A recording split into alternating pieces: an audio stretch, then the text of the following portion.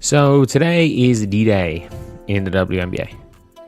It is D-Day, and in my opinion, we have got a situation where we have now got players that are being cut that are legitimately good.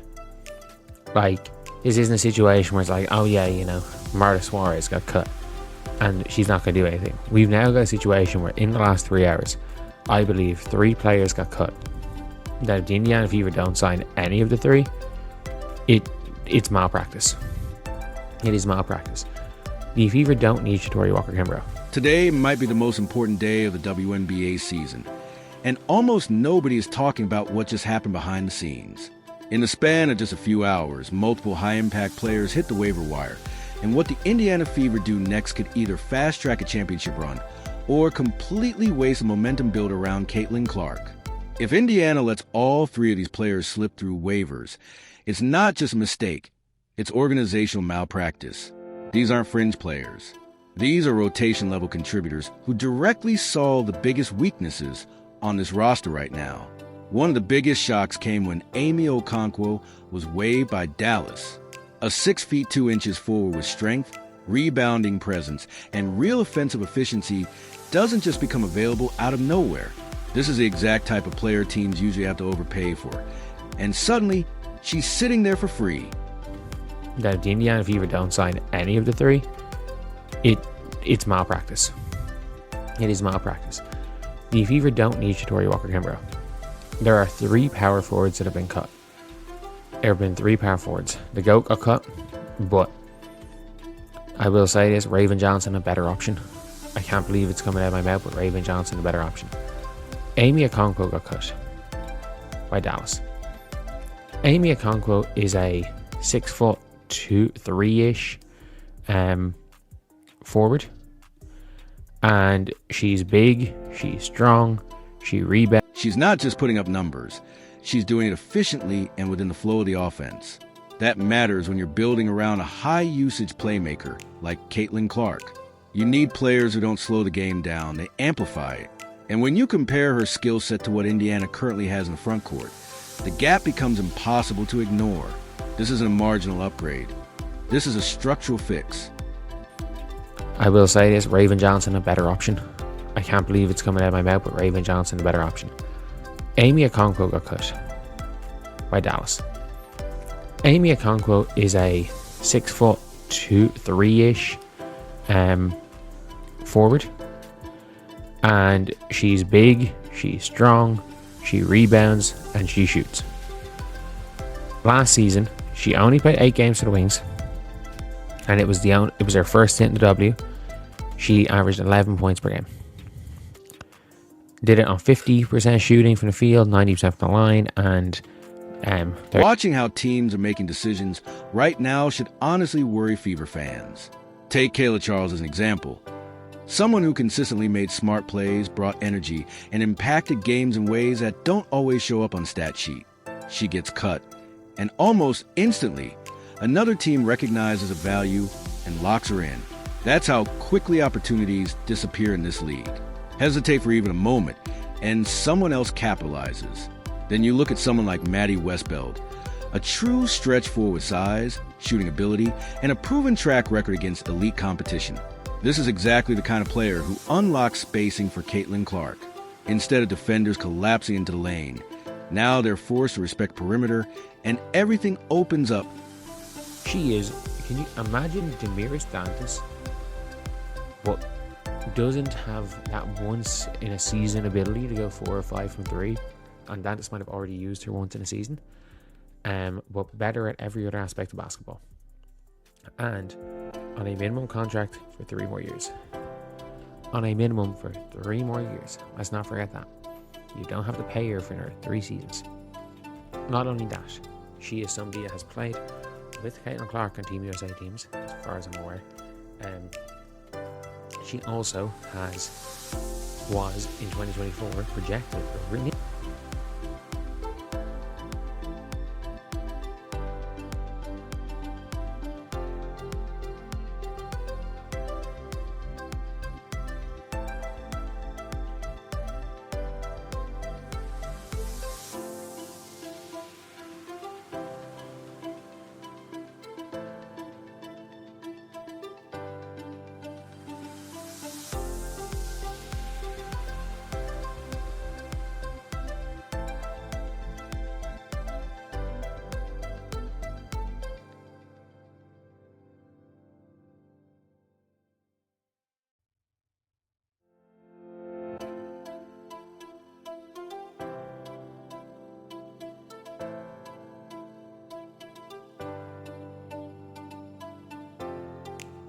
I was watching them play when they were losing every game.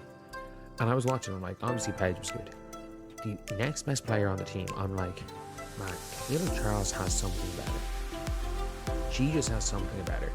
She plays hard, she's smart, and she does all the little things. I'm like, she's good, she's real good. And I was like, pushing, I was like, man, she should be starting over DJ now. And then out of nowhere, she gets cut. And it's like, what the fuck's going on here? They're like, oh no, they're going to cut her because they're going to bring her back. And suddenly, Golden State snap her up. Golden State snap her up. And now suddenly, Kayla Charles is making $600K a year at Golden State. She's been so effective. The reality is simple. She brings more versatility, more mobility, and a better overall fit for what Indiana is trying to build right now.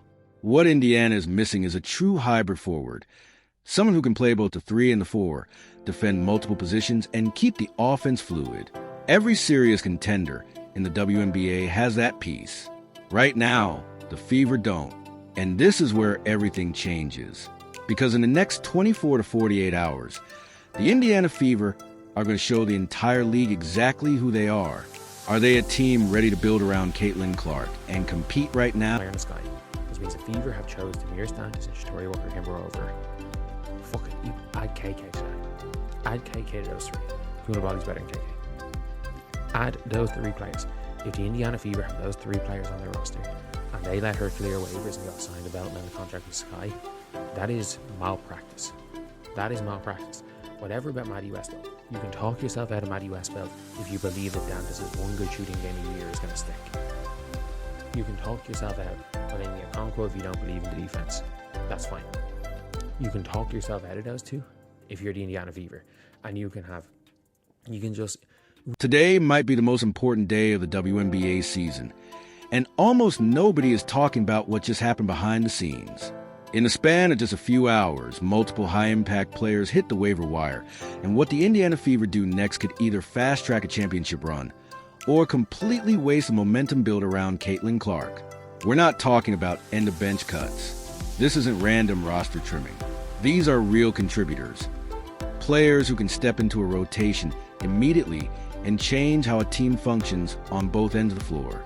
If Indiana lets all 3 of these players slip through waivers, it's not just a mistake, it's organizational malpractice. These are the exact types of players you don't... She is better at every single aspect of basketball the Indiana Fever need. She is going to be more impactful than Shatori Walker-Kimber.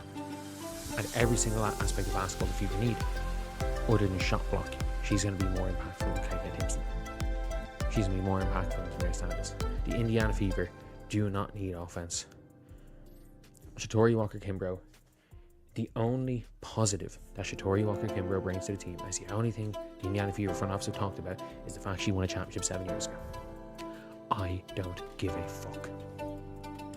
If you look at let's look at the dynasty, the Aces, 2022 Las Vegas Aces, Chelsea Grays. One of the biggest shocks came when Amy Okonkwo was waived by Dallas. A 6 feet 2 inches forward with strength, rebounding presence, and real offensive efficiency doesn't just become available out of nowhere. This is a type of player that fits perfectly next to Caitlin Clark. Someone who can finish plays, clean up misses, and keep defenses honest. She's not just putting up numbers. She's doing it efficiently and within the flow of the offense. That matters when you're building around a high-usage playmaker. You don't need someone who stops the ball. You need someone who elevates the system. And when you compare her skill set to what Indiana currently has, the difference is obvious. This isn't a small upgrade. It's a move. Watching how quickly teams capitalize on talent should be a wake-up call. Take Kayla Charles, cut unexpectedly, and almost immediately picked up and valued elsewhere. That's how fast the league moves. If you hesitate, you lose. Then there's Maddie Westbeld, a stretch forward who can space the floor and force defenses to make impossible decisions. Put her on the court with Caitlin Clark, and suddenly the geometry changes. The lane opens, rotations break down, and the offense becomes exponentially more dangerous.